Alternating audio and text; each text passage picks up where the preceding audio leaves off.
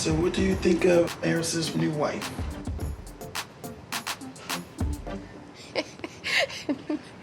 Oh, you are a pageant sister. Okay. Ready? I was up here like, what? Am I the only person questioning how is this woman related to Eris? How are they cousins? Which side of the family does she come from? Is it from his mother's side or his father's side? And from that part of the family, on their family tree, where does she fall in? Because her questioning, her attitude, her behavior, I understand being protective, but I think this is now sort of on a line whereby it's difficult to gauge whether is she doing it as a family member who's concerned about their loved one, or is she doing it as someone, as his ex-girlfriend, or has he dated one of her friends and she wants him to get back with one of her friends? I don't know. Sorry. Hey there, it's Valerie. Thanks for stopping by. If you're new to my channel, please don't forget to subscribe, turn on the notification bell, and leave a like and a comment. In this episode, I'll be reviewing Married at First Sight, season 16, episode 4. Um, so in this episode, we see the couples obviously leave their wedding receptions and sort of go back to their rooms for the first time. I think this is the first time they have a moment alone with just them once the camera crew leave. So we start off with Kirsten and Shaquille. I I don't want to jinx them, but I think if you were to ask me who has the possibility of making it this season, I think they are going to be one. Even though everyone is saying, "Oh, she's not attracted to him," I will always reference again Jamie and Doug. They were not. Jamie wasn't attracted to Doug, and yet they're still married. Karen and Miles. Karen wasn't attracted to Miles, but they're married. Shanice and Jeffy. Jeffy was saying Shanice is not his type, but they're still married. And the list goes on and on and on. Because I remember even Dion, Pastor Carl had to intervene, and then suddenly she and Greg were moving. So um, her not being initially attracted to him is not a thing for me. I like the fact that he carries her across the threshold. And they seem very laid back and very relaxed. I like the way they communicate. I like their body language, even if people are saying they're not attracted to one another. Obviously, they do have a sit down. Because I remember on after the after party, I think it was last episode or the episode before when Shaq was saying that one of Kirsten's friends, I think, or family members, was telling him what to do. So she kept sort of trying to probe to make sure he was doing the right thing. And she even told him, Kirsten is saying she needs you to ask for a kiss. She's just not going to kiss you without asking. So I like the fact that he had someone on his side looking out for him. They have a conversation, obviously, about their expectations, and then he does ask for a kiss. And I think Kirsten didn't want their first kiss to be on camera. I have a feeling that overnight she did kiss him, or when the cameras are not there, that was when they shared their first kiss. I wouldn't be surprised. And you know, I like how very relaxed and very comfortable they feel around each other because Kirsten gets ready for bed, Shaq gets ready for bed, and as soon as they crawl into bed, Kirsten dives, next she's cuddling into Shaq, and it's like I don't think that she's not attracted to him. I think she had a picture of what she expected him to be, and when it didn't turn out that way, she was sort of taken aback. But then once she started to speak to him, I think then she realized that oh, this is why they meshed me with this person. So it's really going to be sweet and very nice to see them. We have Dominic and McKinley. If I were a betting woman, I would say of all the couples, Dominic and McKinley are the ones that had their sex on the first night because they. I hope they stay this way. I know we've seen a clip where Dominic is crying and it doesn't sort of say in what context she's crying, but McKinley seems like a very laid back person as well as Dominic. I don't know if anything is going to go sideways, but they seem to complement one another. McKinley says he's very attracted to his wife, which is good. And I hope the topic about race doesn't sort of affect their sort of bonding because McKinley says he's already dated outside his race. He hasn't really dated that many black women, but he's dated outside his race. And I don't I hope this doesn't become an issue, and I hope Mouse doesn't drag it out. I like that they went to bed. Obviously, they talked about Dominic bringing a body pillow to bed, and then you know they were cuddling. They did kiss, and it was sweet. I like how so far the couples that we've seen are very comfortable around each other. There's no awkwardness, but hey, it's too early to say. Next we have Jasmine and Aries. Jasmine and Aries are a bit of a strange couple in the sense that I think Jasmine and Aries would have a higher chance of working if Aries' cousin wasn't there. And I can't wait for Jasmine's family to see what Aries' cousin was saying because they're going to come in hot. I have a feeling because I remember there was one of her cousins who came across as very protective. So I don't think they are happy with what they're seeing about Aries' cousin and the way she's talking to Jasmine. I can see smoke coming. I was very surprised though with Aries how very relaxed he was and how very nervous he seemed and how very sort of restrained he was. He did thank the experts. He did say he was happy with how his wedding turned out, but he wouldn't maintain eye contact with his wife, and I don't know why. And he was sort of saying, I hope when she comes to bed she's ready to go to sleep because I'm very tired. I want to go to sleep. I think before he went upstairs, his cousin must have said something. I think he was upset. I think something must have been said. This is why he was behaving the way he was, this is why he was so reserved. Because they, I think, make a good couple as well. I think Dr. Pepper and Pastor Carl had matched a great couple. I know, obviously, he's got his past where he's been moving from one lady to another, but I don't think it would have been as much of a problem if Woody could settle down. I don't see how he can't. Or if Olajuwon could settle down, I don't see why Aries can't. But I think the cousin is going to be a main problem because even if they say yes on decision day, now that the show is airing and Jasmine is seeing everything, I think Jasmine will be reserved, but I don't think her family will like what they see in regards how Eris's cousin was behaving. But I don't know. We'll see how that goes. And then we move on to with Flint and Gina. Flint and Gina, for me, are a bit of a funny situation. I don't see them working because um, Clint gives me sort of um, Mitch vibes if you mix in with Zach, the Zach that was married to Mindy, that sort of vibe, that's the vibe he's giving me. He is playing to the cameras at the moment, that's my opinion, but I don't know how long he's going to be able to keep up his act because I there's something about him that I just find a bit strange. Obviously, we'd already seen Nicole and Chris's the previous episode where they were getting ready for bed. The morning after the wedding, obviously it wouldn't be Mouth's producers without them asking the obvious question. They do ask everyone, "Did you have SAX?" And everybody says no. And I don't think anyone would have owned up anyway because it's 16 seasons in and people know the backlash that other people have faced for saying that they did have sex the night of the wedding. So I don't think anyone would have owned up to that. So after breakfast, they go and meet each other's families. I don't know how I feel about this meet the family thing because I know it's good because at least the family members are able to give the wife or the husband pointers about their family member. But then some of the relatives were just going in and it wasn't necessary, especially the cousins. I felt Kirsten's cousin was a bit too hard on poor Shaquille. And I also felt, well, it's not a feeling. It's obvious that Eris's cousin was really going to go in on Jasmine, which wasn't really necessary. It wasn't necessary.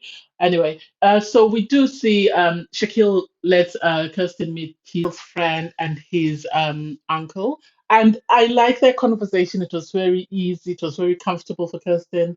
They were very welcoming. Obviously, she did express concerns that Shaq is in the middle of his PhD, and so he's going to be very busy with that and with work. And she was worried about her sort of position in that sort of equation, and she didn't want just to be left on the back burner, which makes sense. But I think she did say she's very supportive of that. I think she's looking at the big picture in the sense that once he does this PhD, this sets their family up, or this sets them up for a better future. And because she did ask for an educated man, this is what she was given. So I think in that sense, she has to be understanding. She has to. There's nothing she can do because that's what she asked for, and that's what they gave her. And then so Shep meets with Kirsten's cousins and friend, and oh my God, one of them was going in on him. She really was, and she wanted to make sure that he wasn't just giving them lip service. And it's like, this is an educated man. He's not just going to tell you what you want to hear. You're not dealing with the likes of Mr. Blessed, who's just going to say what you want to hear and then move on. He is going to be very well thought out and is going to give you a very intelligent answer. And it's up to you whether or not you want to take him at face value and then wait to see whether what he said is going to match with what he does. But you can't expect him to do otherwise. And I like, because I remember on After Party, he did mention that one of her family members was very supportive and kept giving him prompts and sort of ideas and information. And she even told him that, Kirsten wants to kiss you, but she wants you to ask for the kiss. She's not just going to kiss you without you asking for it. So I think she's the one who sort of was encouraging him on what to do and how sort of to maneuver his marriage, which I really loved. And then we had McKinley. McKinley met with Dominic's grandma, mom, and aunt. And for me, I think Dominic's mom is doing a bit too much. That's just me. I understand being married. Okay, I've never been married in a race outside of my own race, so I wouldn't understand that bit. But I understand the hesitations that come with that. But then for her to sort of she put her daughter up for this process. So she would know that they would have vetted this man. I know some of the matches at times don't make sense, but they need to give him the opportunity to see how he maneuvers his marriage before they start sort of bombarding him with information, because that's going to push him back. So I understand them wanting to know if he's dated a black woman and sort of seeing where that goes. But I think that was too heavy a conversation for their very second meeting. I think they should have seen them, unless the producer sort of prompted them to say that, because you could tell McKinley was very nervous. And so Henley spoke about Dominic's grandma, how she made him feel comfortable. And she made me laugh when she asked him, at your age, why haven't you been married or engaged? There's so many beautiful women out there. Why hasn't anything happened as yet? And so I don't know. We'll see how that goes. I hope it's more relaxed the next time they meet. Dominic meets with McKinley's mum, sister, and a friend. I think she was one of the groom's party. And Miles is very sketchy in how they've edited this out. That's my opinion. I know his mom was very hesitant about the wedding and stuff, but I think some of the clips that they have shown are meant to make it seem as though the mother is still disapproving and she's not happy with this marriage and she's not happy. But I don't think it was as bad as it appeared, because she was laughing in some scenes. I know Dominic was sort of sat in between the mom and the sister did try to sort of make Dominic very comfortable. I don't know how that will go. I don't want to prejudge. I want to have an open mind and see how the mother sort of proceeds from there. I know McKinley said his mother is hesitant about the process, not the fact that Dominic is a black woman. So we'll see how that plays out. We will see how that plays out, because they can't hide it forever, and Mavs is going to show it if that plays out. The family did ask, if McKinley wants to move back to, I think it's from Atlanta or somewhere. How will you feel about that? And Dominic was a bit hesitant because she's close to her mom and she's close to her grandma from where she lives at the moment. So she is a bit worried about that. So we'll see how that plays out.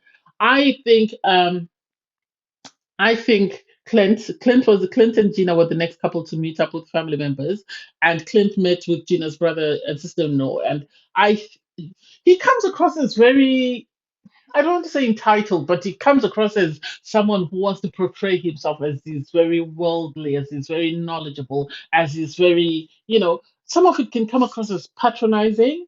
So I don't know how that plays out with his family, with Gina's family. And with Gina, she met Clint's friend, and you know, and they seemed more accepting of her. I don't know how they feel she's going to fit into his lifestyle. I think Clint at the moment is just excited at the shiny object. And I think the more the season goes along, we're going to really see who Clint is. And I don't know how much we're going to like what we see. So I am hesitant of that couple. The other couple I'm hesitant about is Chris and Nicole, just because Nicole is a bit too much. It's sort of like Mark the Shark and Lindsay, the way they're sort of set up, and I don't know why the experts felt it was okay to match Nicole with um, Chris. I don't know whether it's because Chris said he wanted someone who was outgoing, someone who would bring him out of his shell, and it's like, yeah, but I don't think Nicole was the right person for him. I don't think Nicole was the right person for him. Obviously, Chris meets up with Nicole's dad, and his dad is like, "Oh, he seems like a nice person, but he could be a serial killer." And it's like, I would assume I would screen for that. I would assume I would screen for that. I think family members. I don't know whether they sort of took out all the nice, comfortable bits and just left in the sort of harsh bits where there was a lot of drama and sort of toxicity, because I didn't like that bit about her dad. I didn't like that about her dad. And then Crystal's family said to Nicole, if you want to end things, make sure you do it immediately. Don't drag it out. I don't know whether he's very clingy or whether he has a tendency to overstay his welcome in a relationship. I found that a bit awkward. I hope it doesn't turn out to be Justin from last season. And then obviously we had Aries meet up with Jasmine's dad. And I don't know. Aries for me is a funny one. I think Aries, when first saw Jasmine, he was attracted to her. But I think the issue is the 13 dogs. And I think he hasn't been able to sort of get his head around that. I think it will only sort of change once he's seen Jasmine with her dogs and seen how that plays out, but I don't know. That's going to be interesting to see. Jasmine, on her part, meets Eris's mom, who was very welcoming. Obviously, Eris is an only child, and they did have this conversation with Jasmine's family, and the dad was saying, you missed out on fights and stuff. And then Eris's friend, the cousin, was asked, how do you feel? How does it feel meeting Eris's wife? And she went off camera laughing, and it's like, there's no need for you to be that immature. Why are you being so dramatic? What is it about Jasmine that you don't like? She complained that Jasmine is a beauty pageant queen, so she's used to giving the right answers and stuff. And it's like, Jasmine is 32 years old. If at 32 years old she cannot give an eloquent response or a coherent response, then there's a problem. Then there is a problem, because why can't she give you the response that you need? And I didn't like it. I didn't like it. And it's sad that the cousin felt the need to do that, because like that. Jasmine is too nice. Jasmine is too nice. I wish that cousin had spoken to Hurricane Michelle, or she had spoken to Alexis. They would have put her in her place, because that wasn't necessary. Backup Jasmine did report back what happened with his cousin, and I think Eris is now embarrassed.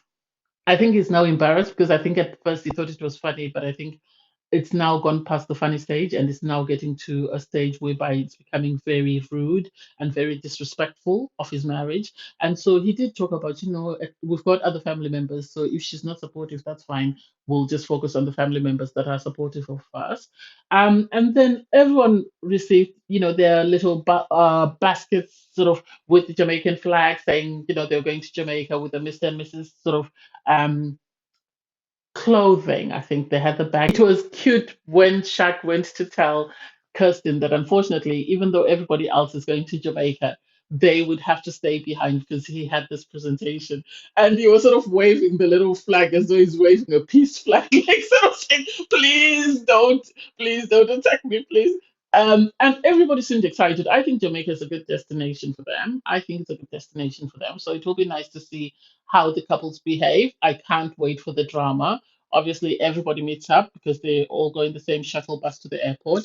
Um, and off they go to Jamaica, and everyone is still excited. I think everyone is still excited because they've just come out of the weddings. And in the next episode, that's when the drama begins and everything starts to fall apart, and we start to see people for who they really are. But anyway, it was an interesting episode. It was nice to see. It is. Thanks, guys, for watching. Please don't forget to like, share, comment, and subscribe. Bye, everyone.